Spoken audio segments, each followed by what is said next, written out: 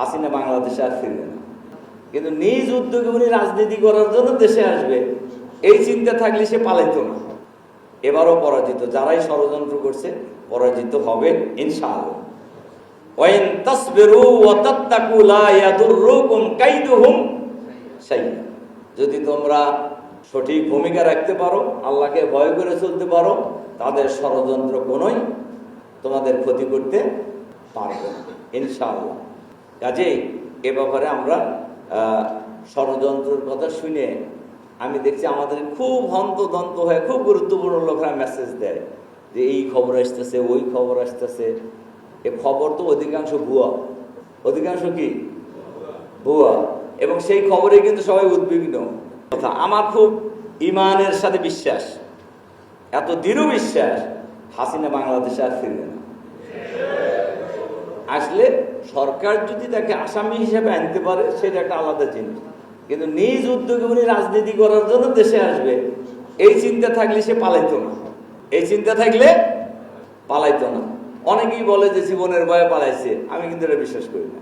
সে আস্থা রাখতে পারে না, সে ভয়ে পালায় গেছে।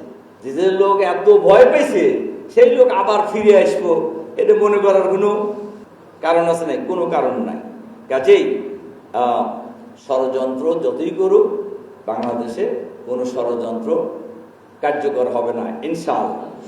মাকারু মাকরান ও মাকারনা মাকরান ও হুম লা ইয়াশউরুন ফানজুরু কাইফা কানা আকিবাতু মাকরিহিম আন্না দাম্মারনাহুম কাওমাহুম আজমাইন।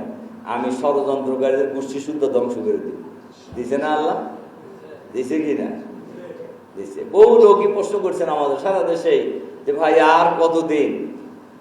আমরা তো আসলে উত্তর তো সঠিক দিতে পারিনি, তবে আমি কোরআনের একটা আয়াত সবসময় বলছি, ওয়ালা ইয়াহসাবান্নাল্লাযীনা কাফারু আন্নামা নুমলি লাহুম খায়রুল লিআনফুসিহিম ইন্নামা নুমলি লাহুম লিয়াজদাদু ইসমা ওয়া লাহুম আযাবুম মুহিন। আমি তাদের এই সুযোগ দিছি কারণে অপরাধের বোঝা যেটা বাকি আছে এটা পরিপূর্ণ করে নেওয়ার জন্য। ওয়া লাহুম আযাবুম মুহিন, খুবই অপমানজনক শাস্তি তাদের জন্য অপেক্ষা করছে। হয়েছে না সেটা? বহু সরকারের তো পরিবর্তন হয়েছে, বহু সরকার রিজাইন করেছে, এরকম দেশ থেকে তো কেউ পালায় নাই। খালি পালাইছে কি প্রধানমন্ত্রী, তার মন্ত্রীরা পালাইছে, এমপিরা পালাইছে, তার দলের নেতা নেত্রীরা পালাইছে, তার দলের ব্যবসায়ীরা পালাইছে, ইমাম পর্যন্ত পালাইছে, পালাইছে না? ইমাম, খতিব, শোলাকিয়া মসজিদের খতিবও পালাইছে, আর বাইতুল মোকাররম মসজিদ সব ও মসজিদের ইমামই পালাইছে। এইটা তো একটা বিরল ঘটনা।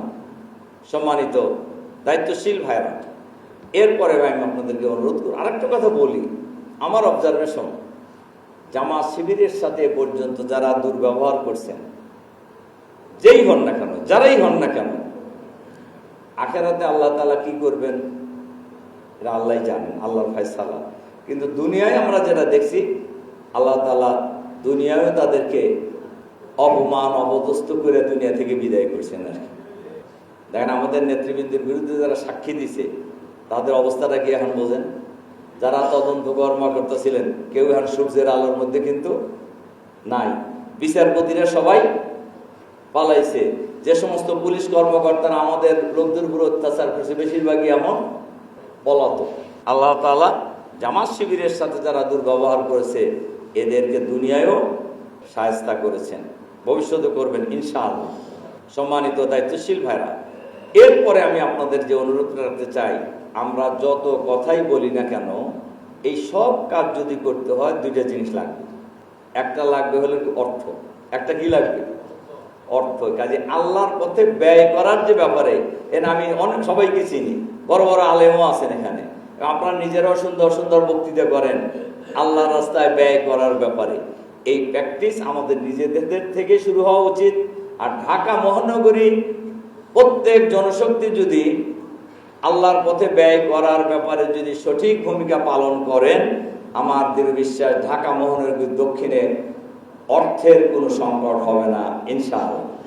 ইনশাআল্লাহ এটা আসতে বললেন যে ইনশাআল্লাহ ঢাকার কোনো সমস্যা কোনোদিন হয় নাই, এখনো হয় নাই, ভবিষ্যতেও হবে না ইনশাআল্লাহ। ইনশাআল্লাহ। তবে হাত আমাদেরকে আরো প্রসারিত করতে হবে।